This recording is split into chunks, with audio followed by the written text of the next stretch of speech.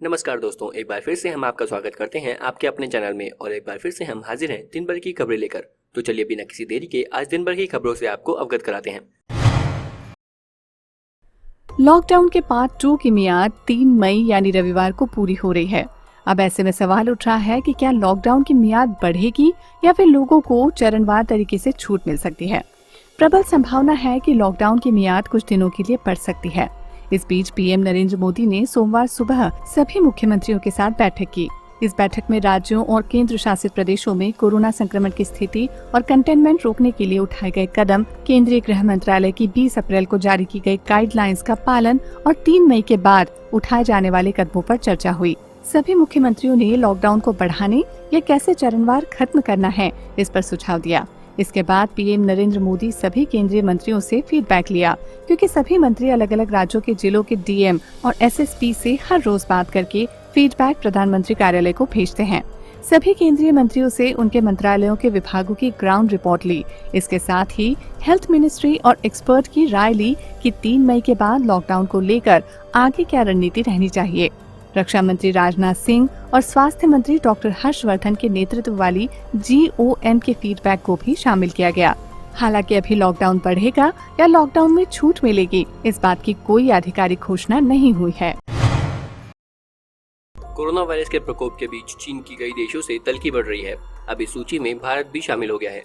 भारत द्वारा प्रत्यक्ष विदेशी निवेश FDI नियमों में बदलाव से बढ़ के चीन की सरकारी मीडिया में यह माहौल बनाया जाने लगा है कि चीन हमारे देश में अपनी फार्मा निर्यात को रोक सकता है। चीन से हमारे देश के फार्मा की बात करें तो सबसे ज्यादा दवाएं बनाने के लिए जरूरी एक्टिव फार्मास्यूटिकल इंग्रेडिएंट यानी API वहां से आता है। क्या हम अपने देश में API बनाकर चीन की अकड़ खत्म नहीं कर सकते? क्या है आखिर समस्याएं? आइए जानते हैं क्या होता है API। सबसे पहले ये जान लेते हैं कि API क्या होता है। इसका मतलब होता है एक्टिव फार्मास्यूटिकल इंग्रेडिएंट। विश्व स्वास्थ्य संगठन के अनुसार तैयार फार्मा उत्पाद यानी फॉर्मुलेशन के लिए इस्तेमाल होने वाले किसी भी पदार्थ को API कहते हैं। गौरतलब है कि API ही किसी दवा के बनाने का आधार होता है। जैसे क्रोसिन दवा के लिए API पैरासीटामोल होता है। तो आपने यदि पैरासीटामोल का API मंगा लिया तो उसके आधार पर किसी भी नाम से तैयार दवाएं बनाकर उसे निर्यात कर सकते हैं। तैयार दवाई बनाने की फैक्ट्री में ज्यादा निवेश करने की जरूरत नहीं होती है और इसे लगाना आसान होता है। दुनिया का प्रमुख दवा उत्पादक है भारत। भारत में दुनिया की तीसरी सबसे बड़ी फार्मा इंडस्ट्री है, लेकिन भारत में API या बल्क ड्रग का करीब 85% हिस्सा चीन से आता है। भारत हर साल $2.5 अरब के API का चीन से आयात करता है। भारत विश्व में सबसे बड़ा जेनेरिक दवाओं का निर्माता है। इसमें तकरीबन 2 लाख से भी ज्यादा लोगों की मौत हुई है। अभी तक इस बात के साक्ष्य नहीं मिले हैं कि जिन लोगों में संक्रमण से ठीक होने की एंटीबॉडीज विकसित हो गया है उन पर यह वायरस दोबारा अटैक नहीं करेगा। WHO ने बताया कि अधिकांश मामलों में कोरोना संक्रमित मरीजों को दोबारा इस रोग ने नहीं घेरा है। इन लोगों के खून में एंटीबॉडी मौजूद है।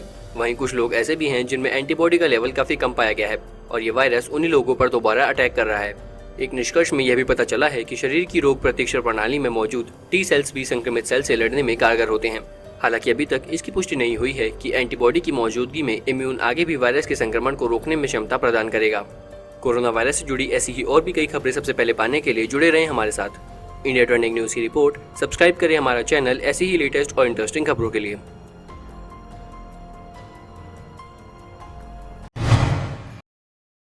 यह अब मानी गई बात हो गई है कि कोविड-19 की गंभीरता और मृत्यु दर महिला मरीजों की तुलना में पुरुषों में अधिक होती है।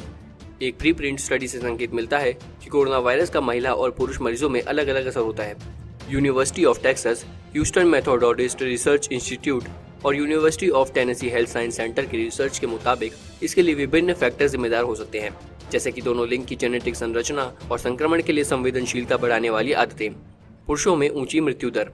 यूरोप के लिए 19 अप्रैल की साप्ताहिक निगरानी रिपोर्ट में WHO ने इंगित किया कि पूरे महाद्वीप में कोविड-19 की कुल मौतों में 63% पुरुष थे। कोविड-19 निगरानी ग्रुप की ओर से तैयार मार्च की एक रिपोर्ट के मुताबिक इटली में कोरोना वायरस से हुई मौतों में करीब 29.1% महिलाएं थी। ताज़ा America study. University of Texas, Houston Methodist Research Institute और University of Tennessee Health Sciences Center की स्टडी में पहले की महामारियों जैसे कि सार्स 2002 से 2003 और मर्स 2012 की कोविड-19 के डेटा से तुलना की गई है। विश्लेषण बताता है कि संक्रमण दर समान होने के बावजूद तीनों बीमारियों में पुरुषों की मृत्यु दर ऊंची रही है। देश कोरोना से मुक्ति भी पा लेगा। भारत में कोरोना के भविष्य को लेकर 2 बड़ी भविष्यवाणियां की गई है। पहली Singapore university of technology and design ने की है और दूसरी खुद भारत सरकार की है। दोनों ने अपनी अपनी रिसर्च के हिसाब से दावा किया है कि मई का महीना भारत के लिए शुभ समाचार लेकर आएगा। मई का महीना कोरोना महामारी से मुक्ति का महीना साबित होगा। पहली भविष्यवाणी, 18 जून तक कोरोना मुक्त होगा भारत। सबसे पहले बात करते हैं SUTD यानी Singapore university of technology and design की भविष्यवाणी की। इस भविष्यवाणी के मुताबिक भारत में 21 मई तक कोरोना के 97% तक खत्म होने का अनुमान है। यही नहीं, स्टडी के मुताबिक भारत में संक्रमण पूरी तरह से 18 जून तक खत्म होने का अनुमान है।